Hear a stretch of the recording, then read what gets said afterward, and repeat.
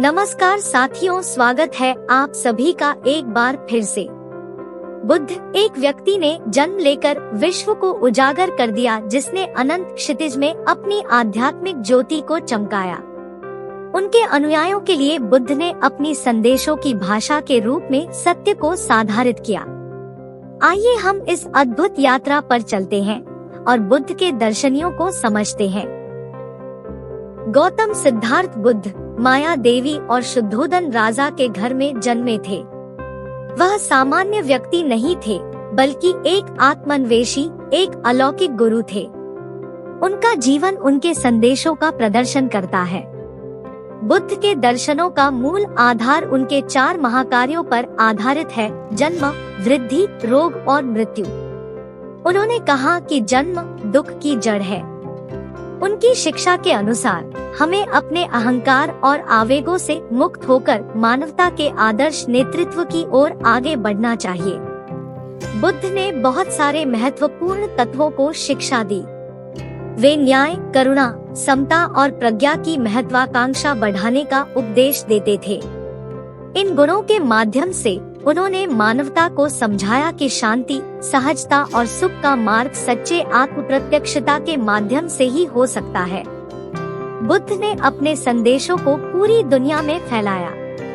विश्वविद्यालय, विचार संगठन और आध्यात्मिक स्थलों में उनके उपदेश आज भी प्रचलित हैं। बौद्ध धर्म विश्व भर में एक प्रमुख धर्म है और इसकी वजह से लाखों लोगों को शांति, सुख और समय की अनुभूति मिली है। आजकल के युग में बुद्ध के संदेश का महत्व और आवश्यकता बढ़ गई है। मानव जीवन में तनाव, असंतुलन और आंतरिक विराम की कमी बढ़ रही है। इस डॉक्यूमेंट्री के माध्यम से हम समय के अस्तित्व में बुद्ध के संदेशों को जानेंगे और उनके आध्यात्मिक उपासना का अभ्यास करेंगे।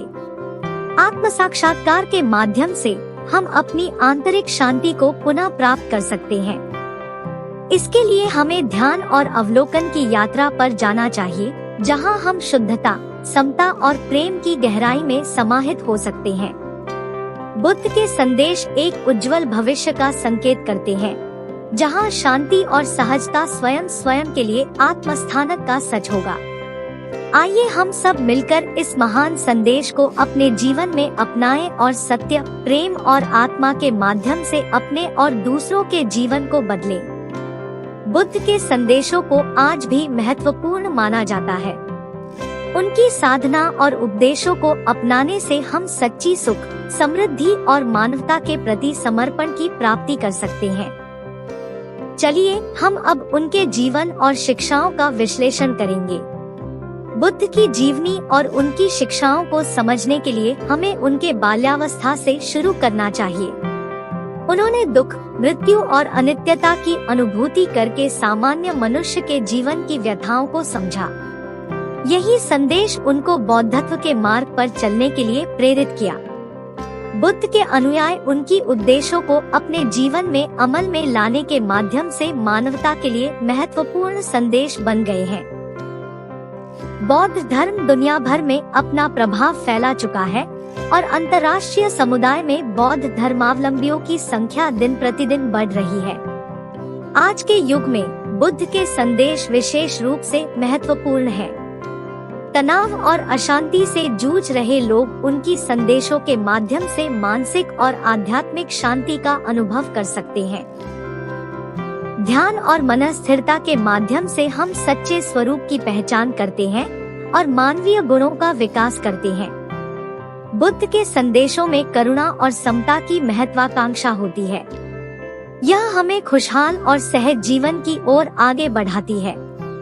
बुद्ध के उपदेशों के माध्यम से हम समानता और आदर्श नेतृत्व की ओर बढ़ सकते हैं और सभी मनुष्यों के बीच एकता और प्रेम को स्थापित कर सकते हैं। बुद्ध के संदेशों के माध्यम से हम स्वयं को पुनर्जीवित कर सकते हैं।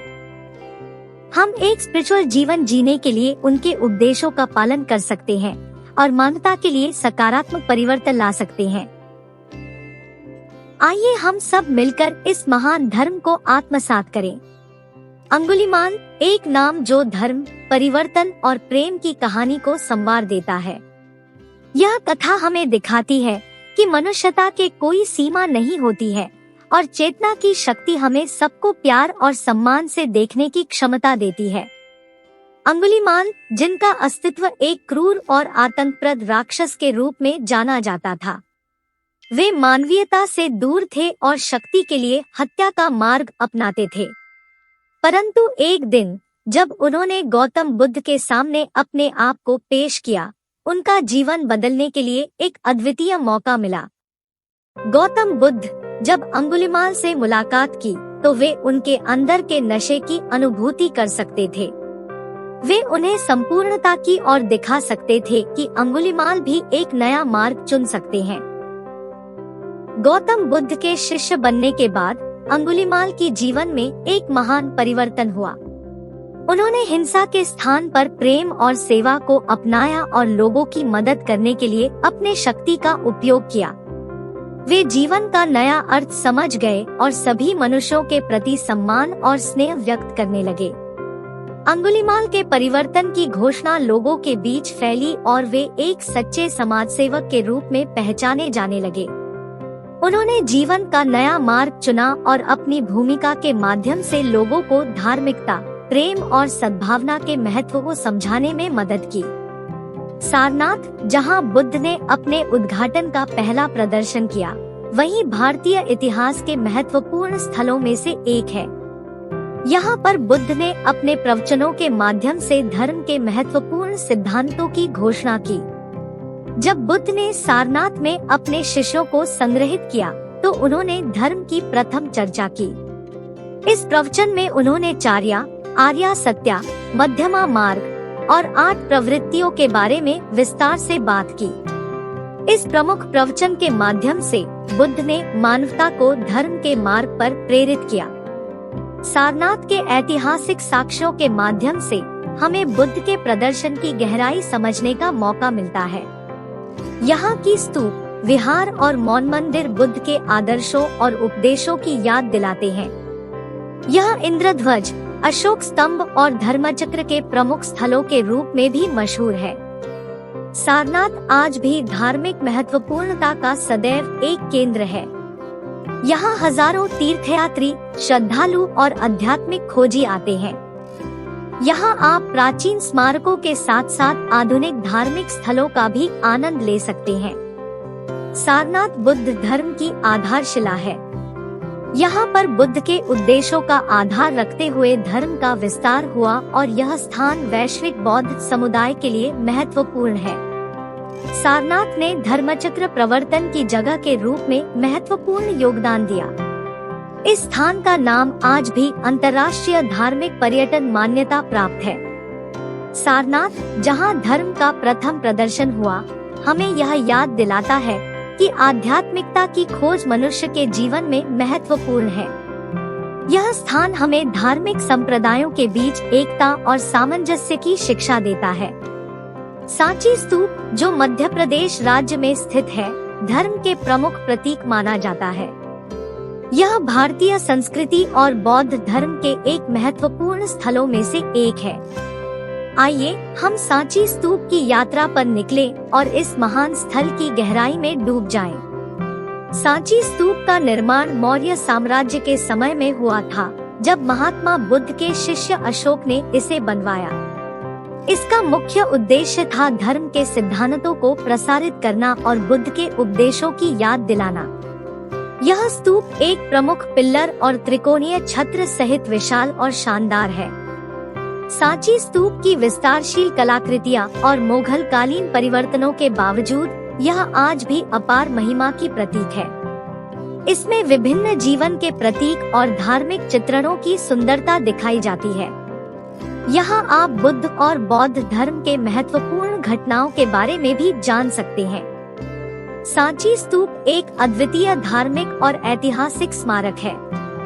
इसकी विस्तारशीलता और कलात्मकता इसे एक अनोखा स्थान बनाती है। सांची स्तूप में दिखाई गई कला और संग्रहालय में प्रदर्शित अद्वितीय संग्रह यहाँ के धार्मिक और ऐतिहासिक महत्व को प्रकट करते हैं। सांची स्तूप, जिसमें धर्म की महिमा और भारतीय संस्कृति की गहराई छिपी है, हमें यह बताता है कि हमारी धार्मिक और सांस्कृतिक विरासत का महत्व निरंतर बना रहना चाहिए। यहाँ पर आप शांति और आध्यात्मिकता की अनुभूति कर सकते हैं। बौद्ध धर्म का उद्गम स्थान भारत है और यहाँ बौद्ध समुदाय की अधिकांश आबादी निवास करती है। बौद्ध धर्म भारत में महात्मा बुद्ध के प्रवचनों के आधार पर प्रचलित है। थाईलैंड बौद्ध धर्म का एक प्रमुख केंद्र है और यहाँ पर बौद्ध धर्म की अधिकांश आबादी है।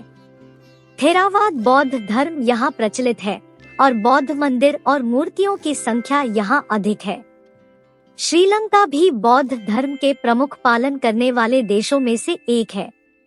यहाँ पर बौद्ध धर्म की बड़ी समुदाय है और बौद्ध मंदिर, स्तूप और मठ देश भर में देखे जा सकते हैं। नेपाल में भी बौद्ध धर्म का प्रचार प्रसार होता है।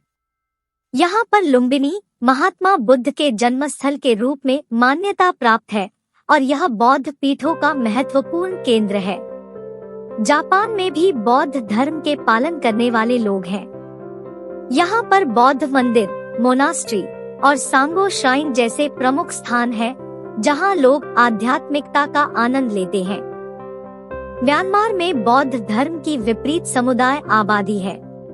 म्यांमार में श्वेतारमा मंदिर, बागान मंदिर और मंदलेय मंदिर जैसे बौद्ध स्थान प्रमुख है।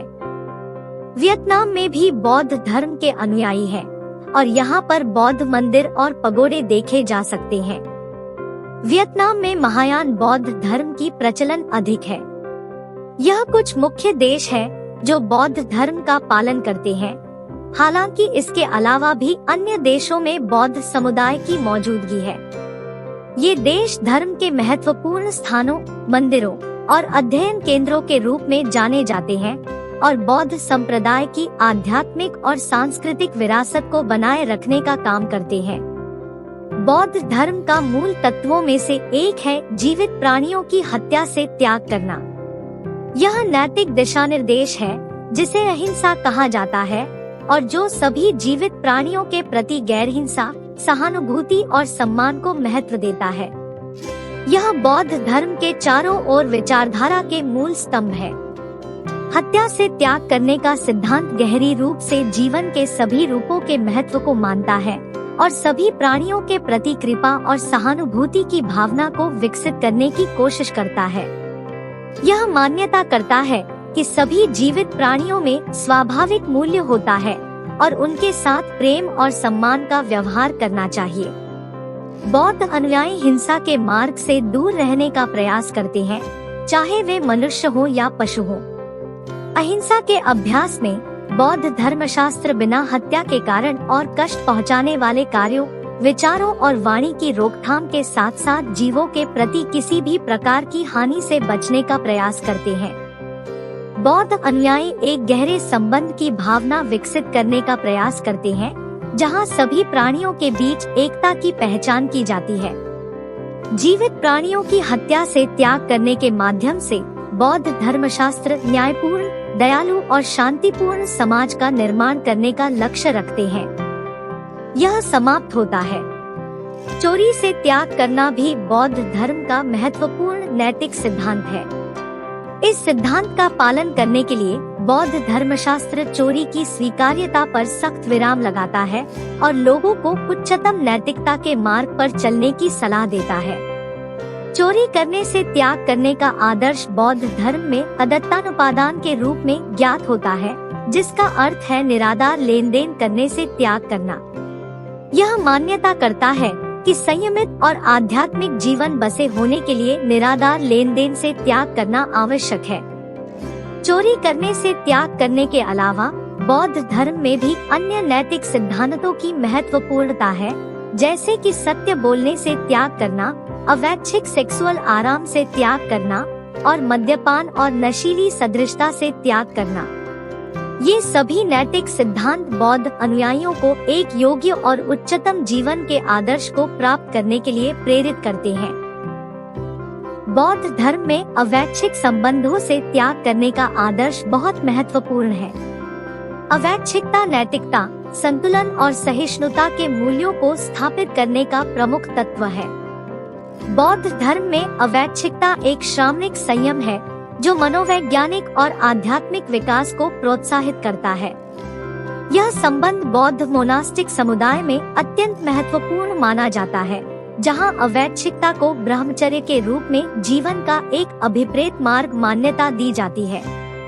अवैच्छिकता का मतलब है संतान प्राप्ति, स्वास्थ्य और भौतिक, मानसिक और आध्यात्मिक स्वार्थों से परे रहना। इसके अंतर्गत अनुयायी बौद्ध धर्म के आदर्शों के अनुसार नियमित संबंध सिर्फ विवाहित जीवन साथी के साथ होने चाहिए और उनके बीच विश्वास, सम्मान और संयम के साथ होना चाहिए। अवैच्छिकता व्यक्तिगत और सामाजिक संतुष्टि, अंतःस्थ शांति और दया और मैत्री के मार्ग को प्रदर्शित करती है। बौद्ध धर्म के अनुयायी अवैच्छिकता के महत्व को समझते हैं और यह प्राकृतिक, मानसिक और आध्यात्मिक शक्तियों को संरक्षित करने का एक महत्वपूर्ण तरीका मानते हैं। यह एक अभ्यास है जो व्यक्ति को सामरिक और मानसिक सुख में सुखी बनाने का प्रयास करता है और साथ ही उनकी स्वयंभू आत्मा का परिचय भी करवाता है। बौद्ध धर्म में झूठ बोलने से त्याग करना एक महत्वपूर्ण नैतिक सिद्धांत है। बौद्ध सिद्धांत मानता है कि सत्य और झूठ के बीच अंतर करना अहिंसा, आदर्शता और सच्चाई के मूल्यों के खिलाफ होता है। इसलिए बौद्ध अनुयायी झूठ बोलने से त्याग करके जीवन में सत्यता, विश्वासयोग्यता और सम्मान का पालन करने का प्रयास करते हैं। बौद्ध धर्म में मद्यपान और नशीली सदृशता से त्याग करने का महत्वपूर्ण सिद्धांत है। इस सिद्धांत का पालन करने के लिए बौद्ध धर्मशास्त्र मद्यपान और नशीली सदृशता के प्रभावों को समझाता है और उनकी सामरिक, मानसिक और आध्यात्मिक नुकसान की पहचान कराता है। मद्यपान और नशीली सदृशता मानसिक विकारों, विवादों, असमंजस में आने, विश्राम और स्वास्थ्य समस्याओं का कारण बन सकती है। इसलिए बौद्ध अनुयायी इन खराब आदतों से त्याग करने का प्रयास करते हैं और एक स्वस्थ, स्थिर और आध्यात्मिक जीवन व्यतीत करने का प्रयास करते हैं। बौद्ध धर्म में सही दृष्टि, राइट व्यू, एक महत्वपूर्ण धार्मिक सिद्धांत है। यह प्राथमिक प्रज्ञा संज्ञान, प्रथम प्रज्ञा के अवस्थान का मार्गदर्शन करता है। बौद्ध धर्म में सही दृष्टि अर्थात सत्य और यथार्थ दृष्टि, जो वास्तविकता को समझने और सत्य की प्राप्ति को संभव बनाने का मार्ग दिखाती है। सही दृष्टि का मतलब है सत्य को समझना, जगत के वास्तविक स्वरूप को जानना और माया के मायाजाल से परे चलने का प्रयास करना। इसके अंतर्गत बौद्ध अनुयायी चरम आत्मज्ञान की प्राप्ति को प्रमुख मानते हैं, जो स्वाभाविक दशा है जिसमें हम वास्तविकता को देख सकते हैं और दोह के कारणों को समझ सकते हैं। सही दृष्टि सही बोध और सही ज्ञान के विकास को प्रोत्साहित करती है, जिससे हम स्वयं को और दूसरों को सही ढंग से समझ सकते हैं। इसके माध्यम से हम संयम, न्याय, अहिंसा और संयमित जीवन के मार्ग पर चल सकते हैं। सही दृष्टि का पालन करने से हम अपनी आत्मिक स्थिति को समझते हैं, संसार में व्याप्त दोह के कारणों को समझते हैं और मोक्ष की प्राप्ति का मार्ग ढूंढते हैं।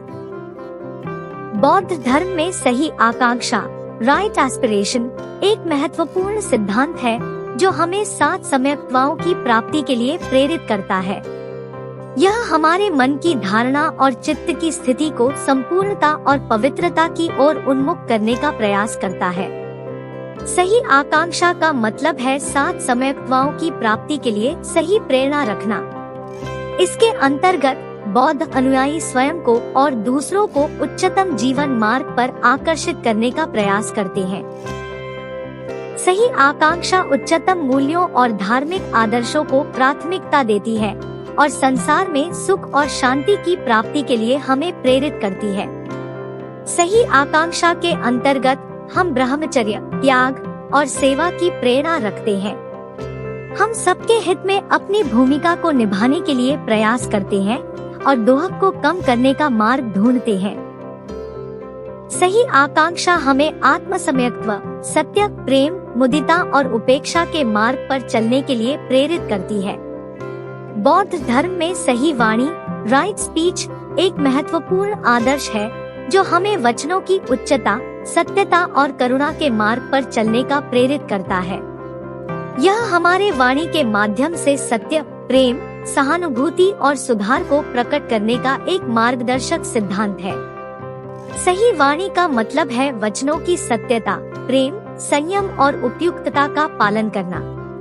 इसके अंतर्गत बौद्ध अनुयायी सत्य बोलने, धार्मिक और नैतिक उपदेशों को पालन करने, अनुचित वचनों से बचने और अन्यों के साथ सद्भावपूर्ण संवाद करने का प्रयास करते हैं। सही वाणी के अंतर्गत हमें सत्य और यथार्थ का पालन करना चाहिए। हमें बेबाकी के साथ सत्य बोलनी चाहिए और झूठ बोलने, बदले की आशा रखने और विवादास्पद भाषा का त्याग करना चाहिए। हमें सबके प्रति संयमित, मैत्रीपूर्ण और उदार वाणी का प्रयोग करना चाहिए ताकि हम दूसरों को हानि नहीं पहुंचा सके और सबका सम्मान कर सके। सही वाणी के द्वारा हम संबंधों को स्थायित्व, विश्वास और समृद्धि के मार्ग पर ले जा सकते हैं। बौद्ध धर्म में सही कर्म, राइट एक्शन, एक महत्वपूर्ण सिद्धांत है जो हमें धार्मिक और नैतिक कार्यों का पालन करने के लिए प्रेरित करता है। यह हमारे कर्मों की सामर्थ्य, अहिंसा, सद्भाव और सच्चे धार्मिक आदर्शों के मार्ग पर चलने का एक मार्गदर्शक सिद्धांत है। सही कर्म का मतलब है सत्य, अहिंसा, स्वतंत्रता और सद्भावपूर्ण आचरण। इसके अंतर्गत बौद्ध अनुयायी सद्भावपूर्ण और न्यायपूर्ण कर्म करने का प्रयास करते हैं। हम अनियमितता, अत्याचार, चोरी, विभाजन और अनुचित व्यवहार से बचने का प्रयास करते हैं। सही कर्म के अंतर्गत हम सत्य, न्याय, अहिंसा, स्वतंत्रता और संयम के मार्ग पर चलने का प्रयास करते हैं। हम अनुचित व्यवहार, हिंसा, अत्याचार, छल और दुराचार से बचने का प्रयास करते हैं। हम अन्यों की सेवा, सद्भावपूर्ण व्यवहार और प्रेम के मार्ग पर चलने का प्रयास करते हैं ताकि हम सभी को और समृद्धि, शांति और संपूर्णता को प्राप्त कर सके। सही कर्म के द्वारा हम समाज में स्थिरता, सामरिकता और समृद्धि का समर्थन करते हैं और सभी के हित के लिए योगदान देते हैं। बौद्ध धर्म में सही आजीविका, राइट लाइवलीहुड, एक महत्वपूर्ण सिद्धांत है जो हमें निष्कर्ष, शांति और सहजता के मार्ग पर अपनी आजीविका का चयन करने के लिए प्रेरित करता है। यह हमारे व्यापारिक और पेशेवर जीवन में नैतिक आदर्शों के पालन का एक मार्गदर्शक सिद्धांत है। सही आजीविका का मतलब है एक ऐसी पेशेवर और व्यापारिक गतिविधि का चयन करना जो सत्य, अहिंसा, न्याय और सद्भाव के मार्ग पर चलती हो। इसके अंतर्गत बौद्ध अनुयायी अन्यों के हित में अपनी आजीविका चुनते हैं और किसी भी गतिविधि में अत्याचार, न्यायभंग और हानिकारक कार्यों से बचने का प्रयास करते हैं। सही आजीविका के अंतर्गत हम अनुचित व्यापारिक गतिविधियों, व्यापार में धोखाधड़ी, हिंसा, अधिकारों की उल्लंघना और अन्य नैतिक दोषों से बचने का प्रयास करते हैं।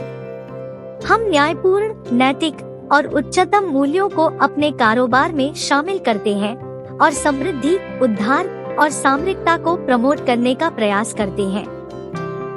सही आजीविका के द्वारा हम समाज के लिए उपयोगी और नैतिकता से युक्त सेवाएं प्रदान करते हैं और स्वयं को और दूसरों को संतुष्ट रखते हैं। बौद्ध धर्म में सही प्रयास, राइट एफर्ट, एक महत्वपूर्ण सिद्धांत है जो हमें ध्यान, समर्पण और उद्यम के मार्ग पर चलने के लिए प्रेरित करता है। यह हमारे साधना और धार्मिक अभ्यास में सही दिशा और समर्थन प्रदान करने का एक मार्गदर्शक सिद्धांत है। सही प्रयास का मतलब है मन, वचन और कार्य में उच्चता, समर्पण और संयम का प्रयास करना। इसके अंतर्गत बौद्ध अनुयायी निरंतरता, समर्पण, आत्मदान और उच्च धार्मिक मार्ग पर चलने का प्रयास करते हैं। सही प्रयास के अंतर्गत हम अविचलित मन की प्राप्ति, अविवेकपूर्ण विचारों का त्याग, साधना और ध्यान में लगाव और समर्पण का प्रयास करते हैं। हम सत्संग, सच्चे गुरु की शरण और साधना के द्वारा मनोबल को सुदृढ़ करते हैं और अविचलितता, निरंतरता और संयम का धार्मिक अभ्यास करते हैं। सही प्रयास के द्वारा हम आत्मिक विकास, आध्यात्मिक प्रगति और समग्र आनंद की प्राप्ति का प्रयास करते हैं। बौद्ध धर्म में सही स्मृति, राइट माइंडफुलनेस एक महत्वपूर्ण सिद्धांत है जो हमें जागरूकता, सचेतता और सामरिकता के मार्ग पर अपनी मानसिक अवस्था का ध्यान रखने के लिए प्रेरित करता है। यह हमें वर्तमान के अनुभवों, मन की गतिविधियों और धार्मिक आदर्शों के साथ संपूर्णता का एक मार्गदर्शक सिद्धांत है। सही स्मृति का मतलब है ध्यानपूर्वक और जागरूक मन के साथ वर्तमान के अनुभवों का सामयिक अवलोकन करना। इसके अंतर्गत बौद्ध अनुयायी सत्यापन, अवलोकन, ध्यान और संपूर्णता के मार्ग पर चलने का प्रयास करते हैं।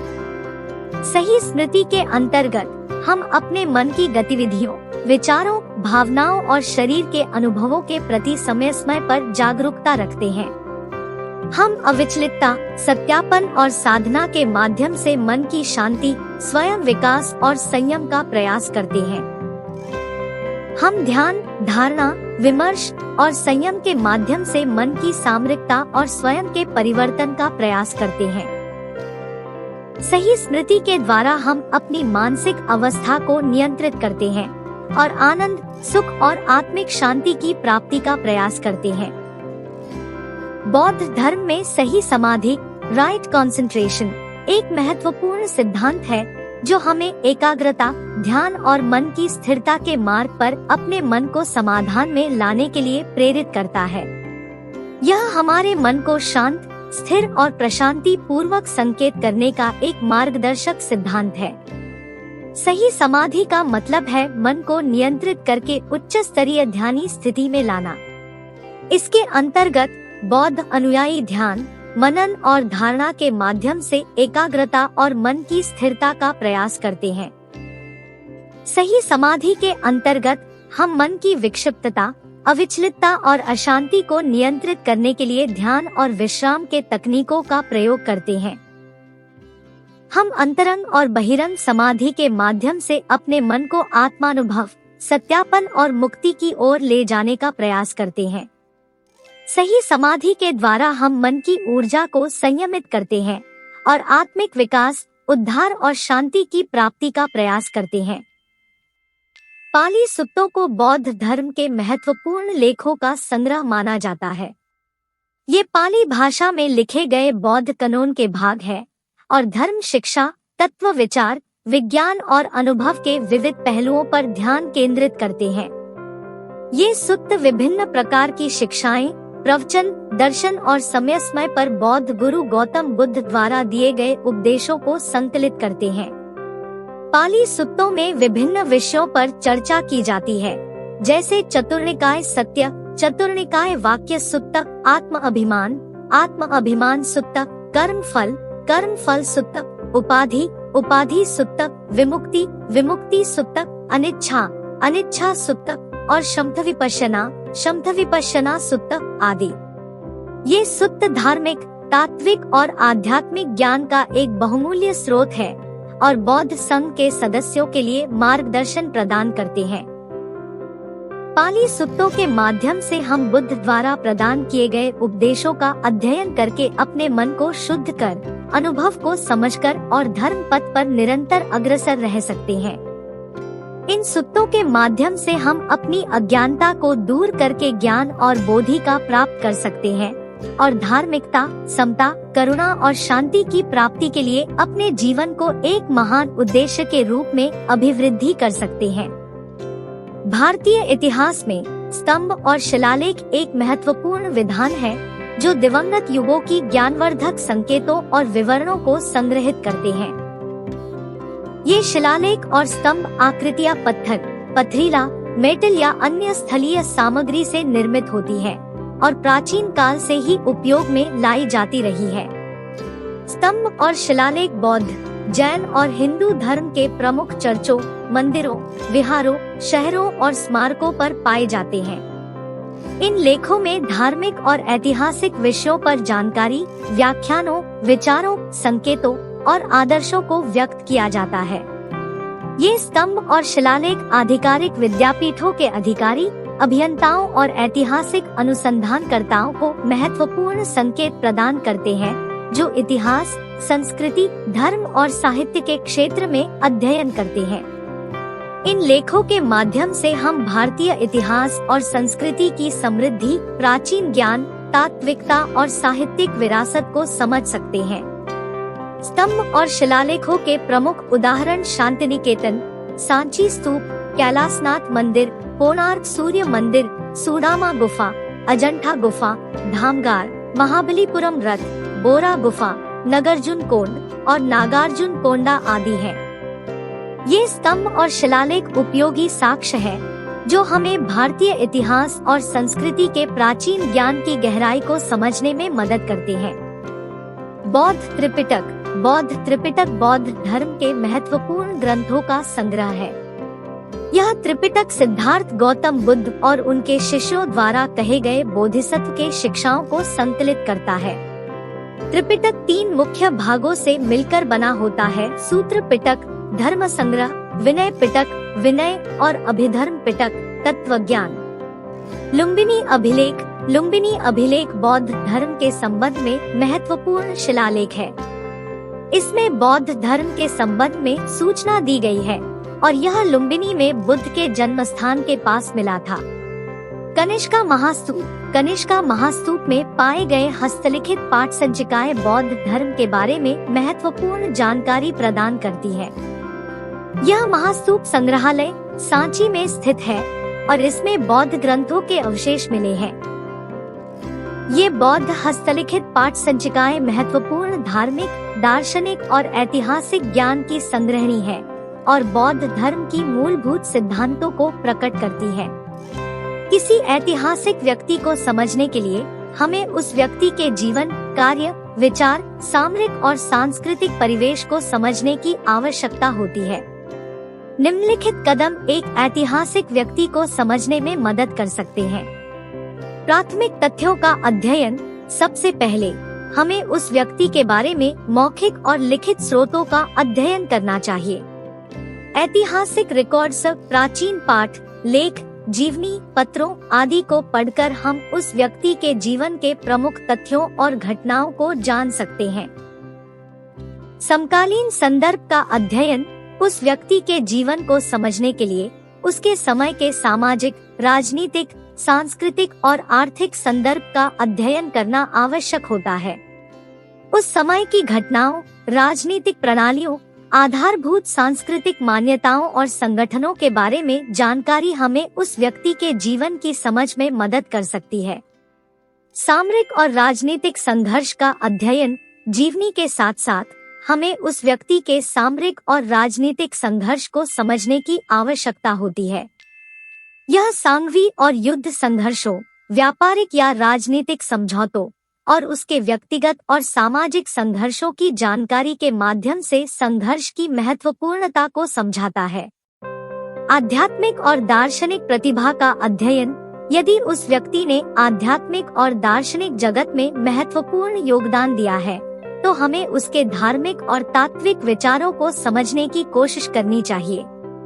उसकी लेखनी, विचारधारा, ग्रंथों और उपदेशों को पढ़कर हम उस व्यक्ति के दार्शनिक और आध्यात्मिक योगदान को समझ सकते हैं। इन कदमों के माध्यम से हम एक ऐतिहासिक व्यक्ति को समझने की कोशिश कर सकते हैं और उसकी महत्वपूर्णता, विचारधारा, कर्मक्षेत्र और उपलब्धियों की समझ प्राप्त कर सकते हैं। शाक्य जाति, जिसका सबसे प्रसिद्ध सदस्य भगवान बुद्ध थे, एक प्राचीन जाति थी जो भारतीय उपमहाद्वीप, वर्तमान नेपाल में स्थित थी। यह जाति कपिलावस्तु क्षेत्र में वास करती थी और उसके सदस्य श्री गौतम बुद्ध के जन्म स्थान के रूप में महत्वपूर्ण थी।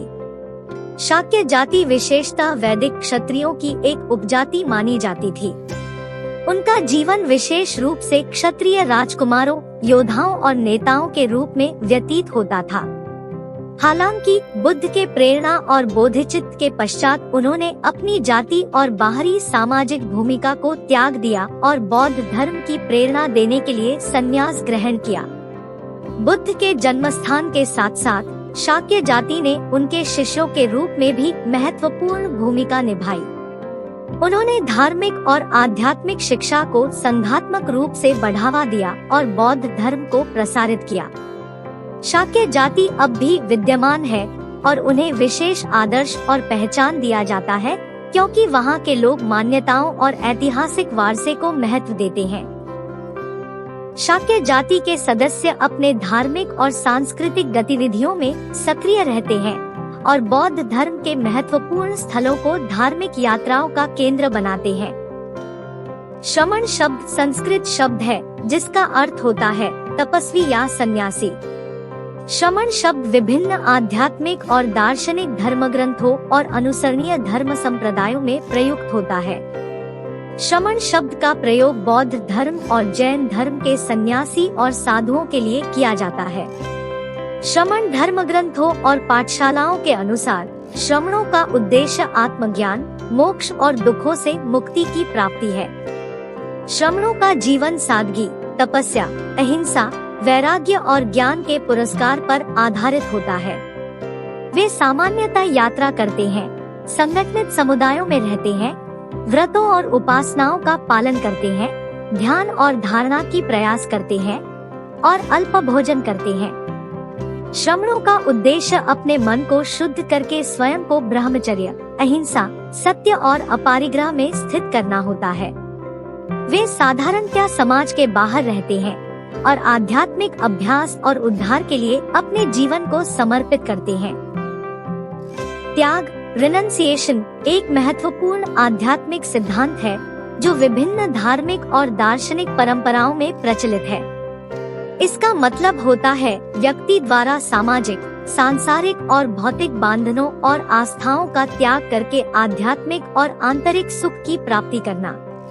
आध्यात्मिक परंपराओं में त्याग एक महत्वपूर्ण योग्यता मानी जाती है जो व्यक्ति को सांसारिक और आध्यात्मिक बंधनों से मुक्ति देती है। इसका प्राथमिक उद्देश्य मानव जीवन के पारमार्थिक तत्वों के प्रति समर्पण और स्वतंत्रता की प्राप्ति है। त्याग का महत्वपूर्ण सिद्धांत बौद्ध धर्म और जैन धर्म में प्रमुख भूमिका निभाता है।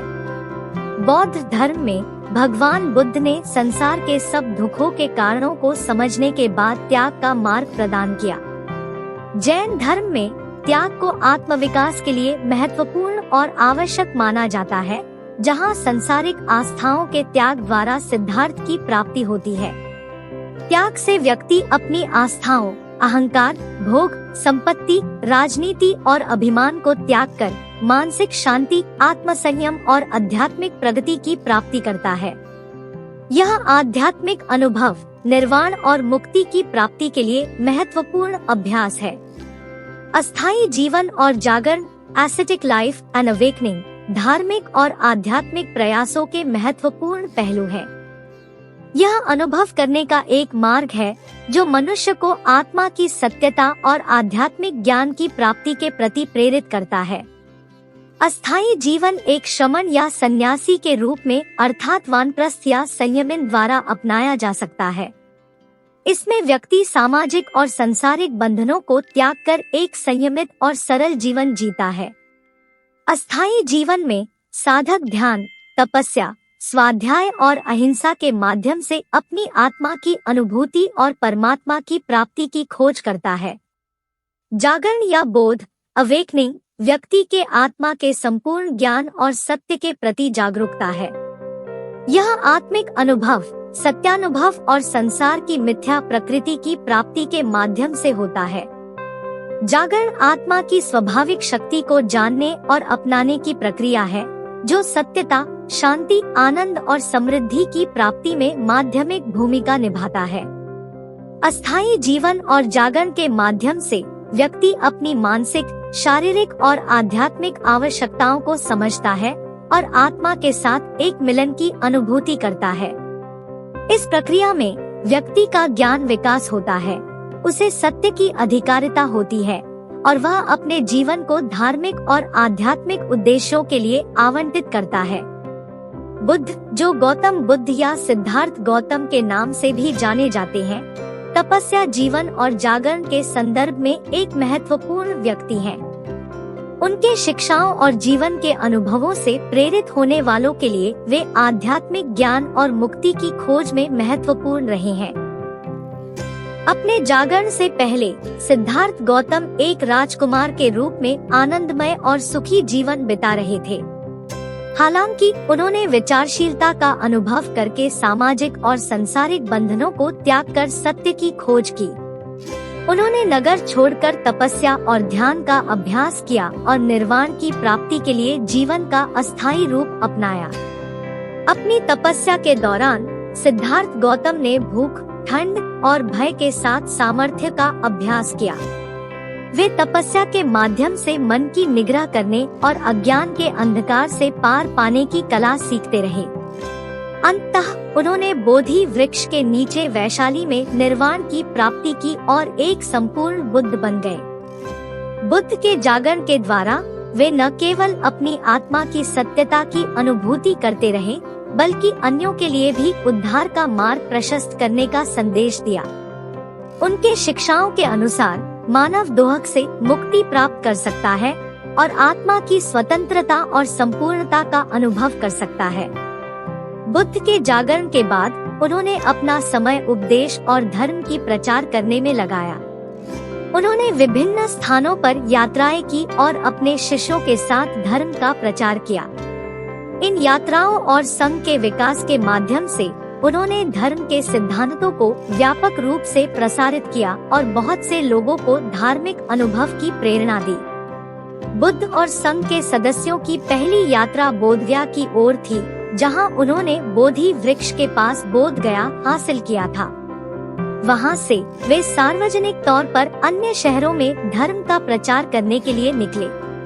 वे सारानाथ में गए, जहां उन्होंने पहली बार अपने पंचवर्गीय साधकों के साथ उपदेश दिया। बुद्ध और संघ की यात्राएं विभिन्न स्थानों तक फैली, जिनमें सावथी, राजगृह, वैशाली, नालंदा, कपिलवस्तु, श्रावस्ती, कुशीनगर, वाराणसी, राजगढ़, श्रीपट्टन और ओडन प्रमुख थे। ये यात्राएं संघ के विकास को बढ़ावा देने के साथ साथ लोगों को धर्म के बारे में जागरूक करने में मदद करती थी। संघ का विकास भी उन्होंने महत्वपूर्ण दिया। उन्होंने संघ के सदस्यों को संगठित किया, उन्हें संघ के नियमों और उपास्य तत्वों का पालन करने के लिए प्रेरित किया और उनके आध्यात्मिक और सामाजिक विकास को संघ के माध्यम से समर्पित किया। संघ के माध्यम से बुद्ध के शिष्य धर्म के आदर्शों को संजोया और विस्तार किया और लोगों को साधना और संगठन का मार्ग दिखाया। इस प्रकार बुद्ध और संघ की यात्राएं और उनका विकास धर्म की खोज में महत्वपूर्ण साधन रहे, जो उनके शिष्यों और धर्म समुदायों को आध्यात्मिक विकास और मुक्ति की ओर ले गए। बुद्ध ने स्त्रियों को भी अध्ययन और धर्म की प्राप्ति का अधिकार प्रदान किया था। उनकी शिक्षाओं में महिलाओं का समान उपास्य तत्वों का पालन करने की आवश्यकता को बताया गया था। धर्म की पथ पर आगे बढ़ने के लिए उन्होंने एक विशेष महिला संघ, भिक्षुणी संघ का गठन किया। भिक्षुणी संघ के गठन का प्रमुख कारण था कि महिलाएं भी स्वतंत्रता, अध्ययन और आध्यात्मिक उन्नति का अधिकार रखती थी। यह संघ उन्हें धर्म के उच्चतम सिद्धांतों को समझने, उन्हें अपने जीवन में अनुभव करने और उसे दुनिया के साथ साझा करने की संभावना प्रदान करता था। भिक्षुणी संघ के गठन के समय बुद्ध ने भिक्षुणी संघ के नियमों और विधियों को स्थापित किया, जिनका पालन करने की आवश्यकता थी। यह संघ भिक्षुणियों को उच्च आदर्शों के साथ धर्म प्रचार करने और अपने आत्मा की प्राप्ति के लिए समर्पित रहने का मार्ग दिखाता था। भिक्षुणी संघ का गठन महिलाओं के लिए धर्म की नई दुनिया के द्वार खोला और उन्हें स्वतंत्रता, आत्मसम्मान और आध्यात्मिक संदेश को फैलाने का मार्ग प्रदान किया। इस संघ के माध्यम से न केवल नारी शिष्यों की संख्या बढ़ी, बल्कि वे अपने धार्मिक सामर्थ्य को विस्तार और प्रभावी ढंग से प्रदर्शित करने में सक्षम हुई। बुद्ध के जीवन के अंतिम वर्ष उनके जीवन के सबसे महत्वपूर्ण और प्रभावशाली दौर थे। इन वर्षों में उन्होंने अपने शिष्यों के साथ और धर्म प्रचार के माध्यम से अनेक महत्वपूर्ण उपदेश दिए। उनके बाद के वर्षों में बुद्ध ने कई महत्वपूर्ण ग्रंथों की रचना की, जिनमें से कुछ आज भी हमें मिलते हैं। ये ग्रंथ उनके दर्शन, उपदेश और धर्म के सिद्धांतों की व्याख्या करते हैं। बुद्ध के बाद के वर्षों में उन्होंने अपने शिष्यों को ब्रह्मविहार की प्राकृतिक अवस्था में निर्वाण की प्राप्ति का उपदेश दिया। इसके साथ ही उन्होंने अपने शिष्यों को समझाया कि संसार में दुख से मुक्ति के लिए उन्हें धार्मिक जीवन जीना चाहिए। बुद्ध के बाद के वर्षों में उनकी सेवा के लिए एक संघ गठित किया गया, जिसे महासंघ कहा जाता है। इस संघ का मुख्य उद्देश्य था बुद्ध के उपदेशों को संग्रहित करना और उन्हें धर्म समुदायों को समर्पित करना। बुद्ध के बाद के वर्षों में उनके शिष्यों ने उनके उपदेशों को संग्रहित किया और उनकी मृत्यु के बाद धर्म के प्रचार और प्रसार का कार्य जारी रखा।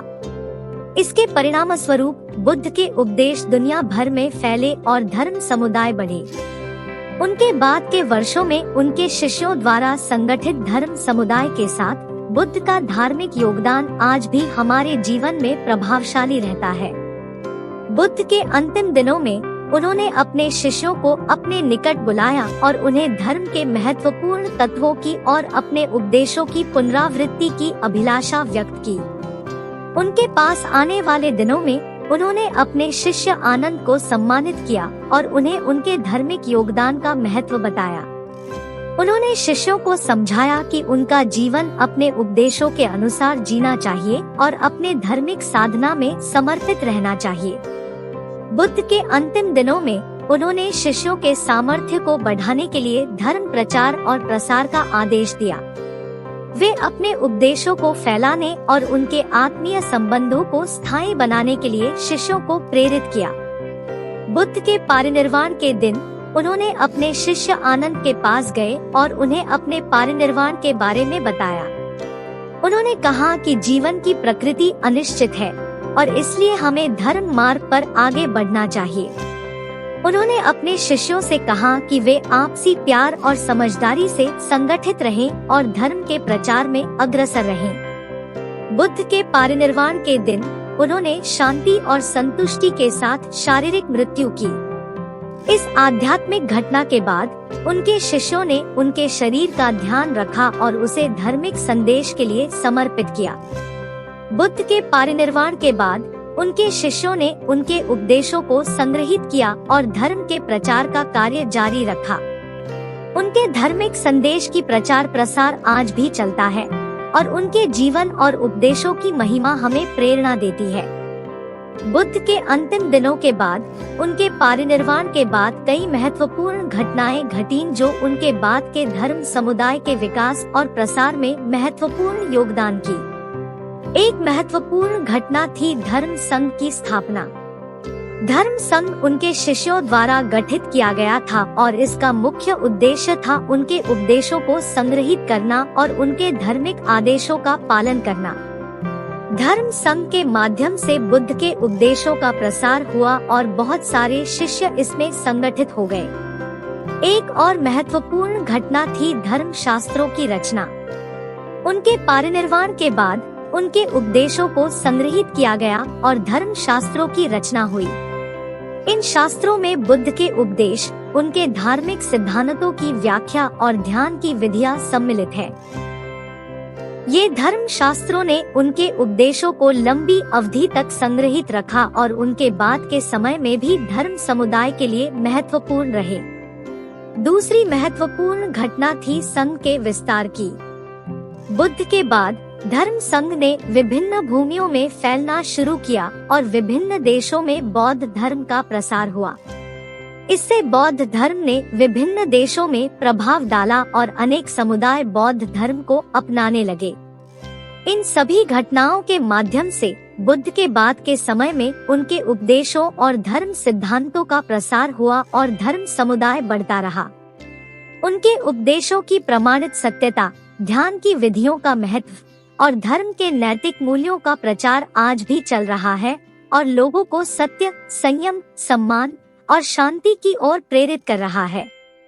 बुद्ध के शिक्षाओं का मूल आधार उनके चतुरार्य सत्य, 4 नोबल ट्रूथ्स और अष्टांगिक मार्ग, नोबल 8-fold पाथ पर है। ये मूल शिक्षाएं बुद्ध के धार्मिक बोध का केंद्रीय तत्व है और मनुष्यों को दोहक से मुक्ति की प्राप्ति के लिए मार्गदर्शन करती है। दोहक का चारित्रिक सत्य, दुखासाका, यह कहता है कि जन्म, जरा, रोग, मरण, वृद्धि, दुख, रोग, मृत्यु और संसार में जीवन के सभी पहलुओं में दोहक है। दोहक के कारणों का चारित्रिक सत्य समुद्या साका यह बताता है कि दोहक का कारण तृष्णा और आसक्ति है, जो हमें संबंधों में बंधती है और सुख की खोज में लगातार भटकाती है। दोहक का निरोध का चारित्रिक सत्य निरोधा साका यह बताता है कि दोहक का निरोध मानसिक शांति और तृष्णा भाव के माध्यम से हो सकता है। दोहक के निरोध के मार्ग का चारित्रिक सत्य मागा साका यह बताता है कि दोहक के निरोध के लिए अष्टांगिक मार्ग का पालन करना आवश्यक है। यह मार्ग आदर्श जीवन के 8 महत्वपूर्ण आयामों को सम्मिलित करता है, जो है सही समझ राइट अंडरस्टैंडिंग, सही संकल्प राइट थॉट, सही वचन राइट स्पीच, सही कर्म राइट एक्शन, सही जीवनाचर राइट लाइवलीहुड, सही प्रयास राइट एफर्ट, सही ध्यान राइट माइंडफुलनेस, सही एकाग्रता राइट कंसंट्रेशन। बुद्ध के मूल शिक्षाएं इन चारित्रिक सत्यों और अष्टांगिक मार्ग के माध्यम से दोहक से मुक्ति का मार्ग प्रदान करती है। ये शिक्षाएं हमें आत्मविश्वास, समझदारी और नैतिक जीवन की ओर प्रेरित करती है। संसार समसारा बौद्ध धर्म में एक महत्वपूर्ण अवधारणा है, जो सभी सत्वों के जन्म, मृत्यु और पुनर्जन्म की सत्ताएं बयां करती है। यह संसार की सत्ताओं का चक्र है, जिसमें जीवात्मा निरंतर जन्म मरण को प्राप्त होती है। संसार का धारणात्मक सिद्धांत प्रकृति के संगठन, कर्म और दोहक के साथ जुड़ा होता है। बुद्ध के अनुसार संसार दोहकमय है, क्योंकि इसमें अस्थायी और अनित्य विषयों की प्राप्ति होती है, जो हमें आनंद और सुख के स्थान पर दोहक और अशांति का अनुभव कराती है। संसार के चक्र में प्रत्येक जन्म कर्म के फल के रूप में आए बिना नहीं चल सकता है। बुद्ध ने संसार के चक्र से मुक्ति के लिए उपाय प्रदान किया है। इसका मार्ग 8वें अष्टांगिक मार्ग नोबल एटफोल्ड पाथ का पालन करना है, जिसमें सही समझ, सही संकल्प, सही वचन, सही कर्म, सही जीवनाचर, सही प्रयास, सही ध्यान और सही एकाग्रता शामिल है। यह मार्ग जन्म मरण के चक्र से मुक्ति और निर्वाण की प्राप्ति के लिए मार्गदर्शन करता है। बुद्ध के शिक्षाओं के माध्यम से हमें संसार के चक्र को समझने, उसके दोहक को जानने और इससे मुक्त होने के लिए सही मार्ग प्राप्त करने की प्रेरणा मिलती है। 6 इंद्रिय आधार और 5 संघटिया, the 6 sense basis and the 5 aggregates, बौद्ध धर्म में मनोविज्ञान के महत्वपूर्ण तत्वों को समझाने के लिए उपयोगी है। ये तत्व बुद्ध के अनुसार मनुष्य के अनुभव की मूल घटनाओं को वर्णित करते हैं और उन्हें अविद्या और दोहक से मुक्ति की ओर ले जाने का मार्ग प्रदान करते हैं। 6 इंद्रिय आधार, द 6 सेंस बेसिस, ये 6 इंद्रिय आधार है जिनके माध्यम से मनुष्य बाह्य दुनिया को अनुभव करता है। आँख, संज्ञा, कान, श्रोत, नाक, घ्राण, जीभ, रसना, त्वचा, स्पर्श और मनस्तंत्र, मनोविज्ञान। ये इंद्रिय आधार मनुष्य को विषयों के संबंध में जागरूक करते हैं और अनुभव की प्राप्ति को संभव बनाते हैं। 5 संघटिया, द 5 एग्रीगेट्स, ये 5 संघटिया जीवात्मा, अनात्मा की रचना को वर्णित करती है और उन्हें अविद्या से दूर करने के लिए समझाती है।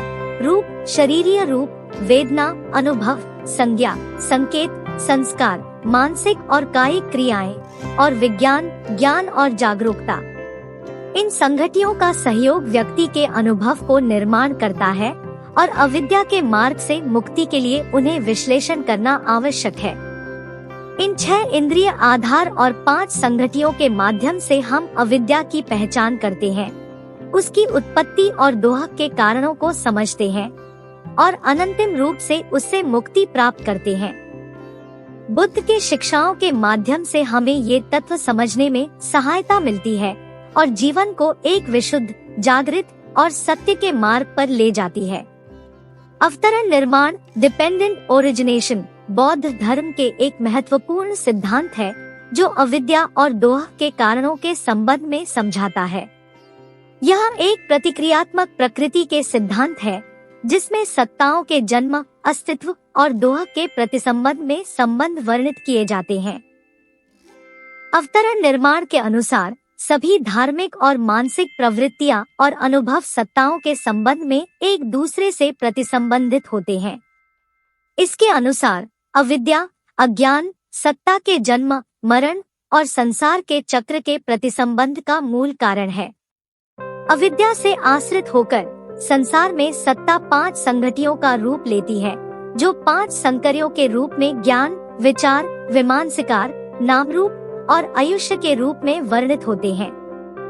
अवतरण निर्माण के अनुसार ये 5 संकर्य अन्य धार्मिक और आचारिक तत्वों के संबंध में प्रभावित होते हैं, जैसे सत्ता के जन्म, अनुभव, दुख और मुक्ति के प्रतिसंबंध में। यदि हम अविद्या को नष्ट करें और मध्यम बाटों के मार्ग का अनुसरण करें, तो हम दोहक से मुक्ति प्राप्त कर सकते हैं। अवतरण निर्माण के अंतर्गत बुद्ध ने अविद्या के नष्ट होने और दोहक से मुक्ति प्राप्त करने के लिए प्रत्येक सत्ता को सत्यता के रूप में उजागर किया है। इससे हमें अपने मन की प्रकृति, सांसारिक दोहक के कारणों को समझने और अविद्या के मार्ग से मुक्ति प्राप्त करने की प्रेरणा मिलती है। अनात्मा, अनत्ता बौद्ध धर्म के महत्वपूर्ण सिद्धांतों में से एक है। अनात्मा का अर्थ है नहीं आत्मा या अस्तित्वरहित आत्मा। यह सिद्धांत कहता है कि किसी प्राणी में स्थायी, आच्छादित और अविकारी आत्मा का अस्तित्व नहीं होता है। इसके स्थान पर हमारा अनुभव एक अनित्य, अनियमित और संयुक्त संगतियों का एक संग्रह है, जिसे हम गलती से आत्मा मानते हैं। बुद्ध ने अनात्मा के विषय में उपदेश दिया क्योंकि उसके अनुसार आत्मा के मान्यता और अज्ञान के कारण हम दोहक को अनंतिम रूप से बढ़ाते हैं।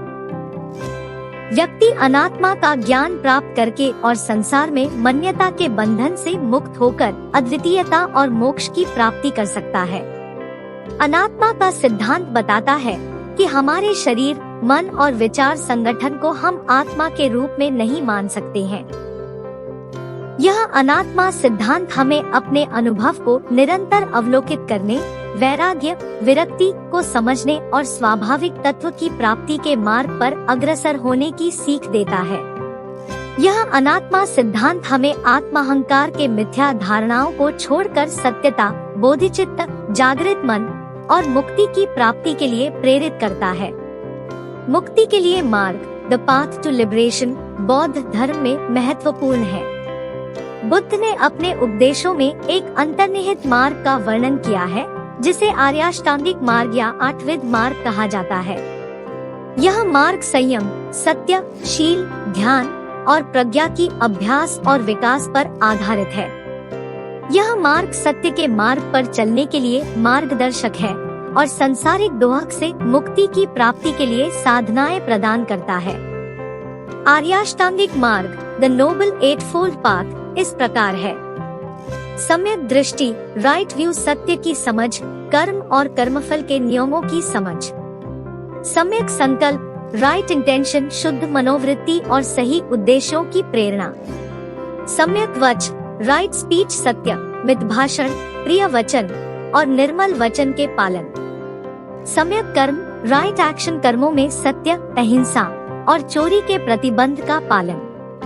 सम्यक आजीविका, राइट लाइवलीहुड, सत्य, निर्दोष और निष्काम जीवन शैली के आदर्शों का पालन। सम्यक व्यायाम, राइट एफर्ट, अधिकार्य प्रयास के माध्यम से दुष्प्रभावनाओं को कम करना और सकारात्मक गुणों को विकसित करना। सम्यक सती, राइट माइंडफुलनेस, यहाँ और अब की जागरूकता, अपने मन, शरीर, भावनाएं और धर्म के समझ की विकास की अभ्यास पर ध्यान। सम्यक समाधि, राइट कंसंट्रेशन, एकाग्रता और अपने मन को एक स्थिर और चित्तवृत्ति में लगाने की अभ्यास पर ध्यान। आर्याष्टांगिक मार्ग बौद्ध धर्म के चरम मुक्ति के प्राप्ति के लिए मार्गदर्शक है। यह मार्ग हमें दोहक के कारणों की समझ, उनके संयम और बोधिचित्त के प्राप्ति की प्रेरणा देता है।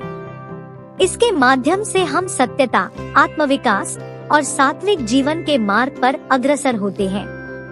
बौद्ध धर्म के विकास के साथ जैन और ब्राह्मणिक परंपराओं के प्रभाव भी थे। ये परंपराएं बौद्ध धर्म के विचारों, आचारों और संगठन को संदर्भित करती हैं। जैन परंपरा। जैन धर्म भी भारतीय धार्मिक परंपराओं में एक महत्वपूर्ण स्थान रखता है। बौद्ध धर्म के समय में जैन धर्म विकसित हो रहा था और जैन समुदाय एक सशक्त धर्म समुदाय बन गया था। द्वारिका में स्थित बौद्ध विहारों में भी जैन विहारों की मूर्तियों और वस्त्रों की प्रतिमूर्ति मिली है। जैन धर्म के सिद्धांतों में भी अहिंसा, निर्मलता और आत्मत्याग की महत्वपूर्ण भूमिका है, जो बौद्ध धर्म के सिद्धांतों के समान है। ब्राह्मणिक परंपरा। ब्राह्मणिक परंपरा भी बौद्ध धर्म को प्रभावित करती रही है। ब्राह्मणिक परंपरा में श्रुति, वेद और स्मृति धर्मशास्त्र का महत्व रहा है, जिसमें धार्मिक आचार व्यवहार, पूजा अर्चना और यज्ञादि की प्रथाएं सम्मिलित है। ये परंपराएं बौद्ध संघ के संगठन को प्रभावित करती रही, जैसे कि विहारों की स्थापना, प्रतिष्ठा के रीति रिवाज और संघ के अधिकारियों के भूमिकाओं का निर्धारण। इन परंपराओं के प्रभाव से बौद्ध धर्म में धार्मिक आचार, पूजा और तपस्या की प्रथाएं स्थापित हुई और संघ व्यवस्था में परिवर्तन हुआ। यह प्रभाव बौद्ध धर्म की उभरती हुई श्रमण संघ को एक नए धार्मिक संघ के रूप में स्थापित करने में मदद करता है। बौद्ध धर्म के सबसे प्राचीन उपदेशों पर विद्वानों के विचार विभिन्न हैं। कुछ महत्वपूर्ण विचारधाराएं निम्नानुसार है। आचार्य बौद्धारक्षित बुद्धघोषा उनके अनुसार बौद्ध धर्म के सबसे प्राचीन उपदेश त्रिपिटक, त्रिसंग्रही त्रिपिटक में संग्रहित है। यह 3 मुख्य संग्रह है: सूत्र पिटक, विचारों और विधियों का संग्रह; विनय पिटक, शिक्षा और नियमों का संग्रह; और अभिधम्म पिटक, विस्तृत तत्व विचार का संग्रह। आचार्य तिस्सा आनंदा उनके मतानुसार बौद्ध धर्म के सबसे प्राचीन उपदेश नहीं संग्रहित है। उनका दावा है कि बौद्ध धर्म का प्रारंभिक संघ विद्यमान था, जो स्वतंत्र अवधारण के माध्यम से उपदेश प्रदान करता था और उपदेशों को बाद में लिखित रूप में संग्रहित किया गया। आचार्य एडवर्ड कॉन्स उनके मतानुसार बौद्ध धर्म के सबसे प्राचीन उपदेश सूत्र पिटक में संग्रहित है। उनका धारणा है कि ये सूत्र बौद्ध धर्म के मूलभूत विचारों को संक्षेप में प्रस्तुत करते हैं। ये कुछ मात्र हैं जो विद्वानों की मतानुसार बौद्ध धर्म के सबसे प्राचीन उपदेशों पर विचार करते हैं। इन विद्वानों के अलावा भी अन्य स्कॉलर्स और शोधकर्ताओं ने इस विषय पर अपने मत रखे हैं। इसलिए बौद्ध धर्म के सबसे प्राचीन उपदेशों के बारे में बहुत से विचार मौजूद हैं और यह एक आपसी विवादित विषय है। गृहस्थ जीवन या घरेलू जीवन और बौद्ध धर्म के निर्वासित होमलेस जीवन के बीच एक महत्वपूर्ण अंतर है। बौद्ध धर्म के संस्थापक बुद्ध गौतम ने निर्वासित जीवन का चुनाव किया था, जिसमें उन्होंने गृहस्थ जीवन को छोड़कर सांसारिक साधनों को त्याग दिया और संगीत वृत्ति, भिक्षा लेना अपनाई। निर्वासित जीवन बौद्ध सन्यासी भिक्षु की एक महत्वपूर्ण विशेषता है। इसमें जीवन का एक प्रमुख लक्ष्य मोक्ष की प्राप्ति होती है। इस जीवन में सन्यासी निश्चित नियमों, साधनाओं और धार्मिक आचारों का पालन करते हैं। उन्हें ध्यान और विचार के प्रायोगिक अभ्यासों का ध्यान रखना पड़ता है, जिनसे मानसिक शांति, ज्ञान और मोक्ष की प्राप्ति होती है। इस निर्वासित जीवन के माध्यम से सन्यासी सामाजिक और आर्थिक बंधनों से मुक्त होते हैं और ध्यान के माध्यम से अधिक प्राप्त करते हैं। इस जीवन में साधकों को अन्यमत से रहने, अल्प वस्त्रों का पहनने, नगरों या गांवों में बसने और एक गुरु के आदेशों का पालन करने की आवश्यकता होती है। इस प्रकार निर्वासित जीवन बौद्ध धर्म के मूल सिद्धांतों में से एक है, जो सन्यासी को समग्र उन्नति और मोक्ष की प्राप्ति के लिए मार्गदर्शन करता है। बुद्ध ने ब्राह्मणवाद, ब्राह्मणिज्म के कई पहलुओं पर आलोचना की थी और अपने शिष्यों को इसके विपरीत मार्ग पर चलने के लिए प्रेरित किया था। यहाँ कुछ महत्वपूर्ण आलोचनाएं हैं जो बुद्ध ने ब्राह्मणवाद के साथ की थी। जाति संबंधित विभेद। बुद्ध ने जाति संबंधी विभेदों की आलोचना की और सामाजिक विषमता के खिलाफ आवाज उठाई। उन्होंने समानता, सहजता और सामान्य मानवीय दया के मूल्यों की प्रोत्साहन किया और जातिगत भेदभाव को अवरुद्ध करने के लिए लोगों को प्रेरित किया। ब्राह्मणिक पुरोहित्यों का प्रतिष्ठान। बुद्ध ने ब्राह्मणों के आदिकालीन पुरोहित्यों को भी आलोचना की। उन्होंने इन पुरोहितों की प्रतिष्ठा को प्रश्नात्मक रूप में उठाया और जनमानस के साथ उनकी दृढ़ता को छलने के लिए निंदा की। वैदिक यज्ञों का अनुत्पादन। बुद्ध ने वैदिक यज्ञों के प्रति आलोचना भी की। उन्होंने इन यज्ञों की अनुचितता और मानसिकता को बताया और इन्हें आत्मानुभव, संतोष और मौन से सुगमता के बदले में चर्चा, सेवा और प्रभावशाली कर्मों के साथ बदलने की आवश्यकता को जोर दिया। ये कुछ मात्र है बुद्ध की आलोचनाएं ब्राह्मणवाद के प्रति।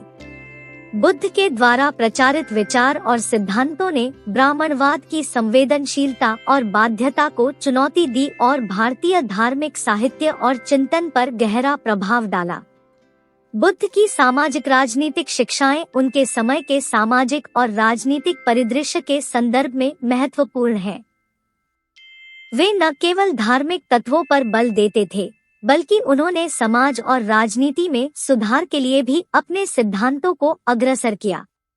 यहाँ कुछ मुख्य सामाजिक राजनीतिक शिक्षाएं हैं जो बुद्ध ने दी। समानता और समरसता। बुद्ध ने समाज में सभी लोगों के बीच समानता के महत्व को प्रमुखता दी। उन्होंने जाति, वर्ण या जन्म के आधार पर किसी भी व्यक्ति को अलग-थलग नहीं माना। वे सभी को समान अवसर और समान अधिकारों के साथ जीने की प्रेरणा देते थे। सहजता और दया। बुद्ध की शिक्षाओं में सहजता और दया की महत्वपूर्ण भूमिका थी। उन्होंने संघर्ष, विद्रोह और हिंसा के बजाय दया, सहानुभूति और प्रेम के माध्यम से समाज में सुधार की सलाह दी। उन्होंने दूसरों के दोह के साथ सहजता करने और संयम बनाए रखने की अवधारणा को प्रचारित किया। सामरिक संप्रभुता। बुद्ध ने राजनीतिक और सामरिक संप्रभुता के विरोध में खुदरा राजनीतिक प्रणालियों को आलोचना की। उन्होंने न्याय, सत्य और न्याय संगतता को राजनीतिक निर्णयों की मूल बुनियाद माना। वे सत्य की प्रतिष्ठा, ईमानदारी और सर्वसम्मति के महत्व को प्रोत्साहित करते थे। इन सामाजिक राजनीतिक शिक्षाओं के माध्यम से बुद्ध ने समाज में सुधार के लिए मार्गदर्शन किया और एक न्याय संगत, सहज और उदार समाज की स्थापना की प्रेरणा दी। उनके विचार ने सामाजिक और राजनीतिक व्यवस्था में सुधार के मार्ग को प्रबल रूप में प्रभावित किया। बुद्ध के शिक्षाओं में दोहक या दोहक सत्य एक महत्वपूर्ण अवधारणा है। उन्होंने समझाया कि संसारिक सुख अनित्य होता है और उसमें स्थायित्व की कोई अस्तित्व नहीं होता है। जब हम संसारिक वस्तुओं, सुखों और अपेक्षाएं के पीछे भागते हैं, हम दोहक के संचार को बढ़ाते हैं। बुद्ध की शिक्षाओं के अनुसार विश्वास, इच्छा और मोह संसारिक दोहक के मुख्य कारण हैं। इन संयोगित आसक्तियों के कारण हम संसार में फंसे रहते हैं और अनंत चक्रव्यूह का आवरण महसूस करते हैं। इसे बुद्ध ने संसार के रूप में उपयोग किया, जिसे एक अनंत चक्रव्यूह की तरह वर्णित किया जाता है, जिसमें जन्म, मृत्यु और पुनर्जन्म शामिल है। बुद्ध की सिद्धांतों के अनुसार सम्यक दर्शन, राइट व्यू, सम्यक संकल्प, राइट इंटेंशन और सम्यक कर्म, राइट एक्शन की अभ्यास के माध्यम से हम संसारिक दोहक से मुक्त हो सकते हैं। यह समाधान मध्यमा पथ के रूप में जाना जाता है और इसका परिणाम हमें संसारिक दोहक से मुक्ति देता है। बुद्ध के शिक्षाओं का उद्देश्य है कि हम अविच्छिन्न आनंद का अनुभव करें, जो संसारिक सुख से परे होता है। इसके लिए हमें अपनी आसक्तियों और इच्छाओं को छोड़ना, मध्यमा पथ के आदर्शों का अनुसरण करना और मुक्ति की ओर अग्रसर होना होता है। यह अंतिम निर्वाण की प्राप्ति के माध्यम से हमें शांति, आनंद और मुक्ति की प्राप्ति का मार्ग दिखाता है। गौतम बुद्ध के शारीरिक गुणों के बारे में प्राप्त जानकारी बहुत सीमित है, क्योंकि उनके बारे में सटीक और पूर्ण विवरणों की कमी है। बुद्ध की प्राचीन रचनाओं और लेखों में वे व्यक्तिगत लक्षण या शारीरिक वर्णन के बारे में खास बातें नहीं मिलती हैं। हालांकि पुरानी रचनाओं में उल्लिखित कुछ मामले शामिल हैं, जो बुद्ध के शारीरिक वर्णन को संकेतित करते हैं। वह उच्च मध्यम रंग के त्वचा, बालों के एकल स्तंभ जैसे एक माथे वाले थे। उनके आंखें मध्यम आकार की थी और उनके धारण दिए हुए कान थे। उनका वृत्ताकार मुख, स्नान के बाद रेखाएं और कुटीले होंठ उल्लेखनीय है। यह शारीरिक वर्णन विभिन्न स्रोतों के आधार पर संग्रहित है और इसकी सटीकता और प्रामाणिकता पर निर्भर करती है। विविध शिलालेखों और मूर्तियों में बुद्ध का प्रतिष्ठान किया जाता है, जो उनके चेहरे, आकृति और वेशभूषा को दर्शाते हैं। हालांकि इन प्रतिमाओं और चित्रों के आधार पर भी शारीरिक विशेषताओं की पूर्णता और सटीकता की गारंटी नहीं हो सकती है। इसलिए बुद्ध के शारीरिक गुणों के विषय में निश्चितता के साथ जानकारी का होना मुश्किल है। यहाँ दिए गए विवरण उनके शारीरिक वर्णन की सामान्य प्रतिष्ठा करने के लिए संक्षेप में दिए गए हैं। साथियों, अगर आपको यह वीडियो पसंद आया है तो वीडियो को लाइक करिएगा, साथियों को शेयर जरूर करिएगा और चैनल को सब्सक्राइब करके बेल आइकन जरूर बताइएगा ताकि आने वाला नॉलेज केबल वीडियो आपको सबसे पहले मिले। मैं हीना।